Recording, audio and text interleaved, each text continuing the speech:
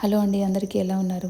ఈరోజు వీడియోలో మన జొన్న అటుకుల మిక్చర్ ఎలా చేయాలో చూద్దామండి. ఉదయాన్నే పూజ అయితే కంప్లీట్ చేసాము. కార్తీక మాసం కూడా స్టార్ట్ అయింది కదా.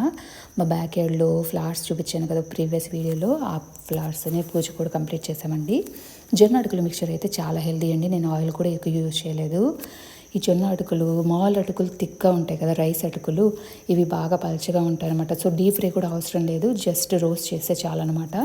ఫస్ట్ అయితే ఒక కప్పు పీనట్స్ తీసుకున్నానండి. ఆయిల్ వచ్చేసి 1 టీ స్పూన్ ఆయిల్ తీసుకున్నాను అనమాట. దాంట్లో పీనట్స్ వేసి రోస్ట్ చేయాలి.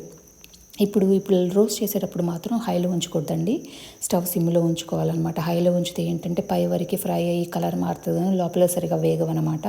సో సిమ్లో పెట్టుకొని వేయించుకోవాలి బ్రౌన్ కలర్ వచ్చే వరకు. ఆ తర్వాత శనగపప్పు తీసుకున్నానండి, అది కూడా ఒక హాఫ్ కప్ తీసుకున్నాను. అవి కూడా బ్రౌన్ కలర్ వచ్చే వరకు మనం వేయించుకోవాలన్నమాట.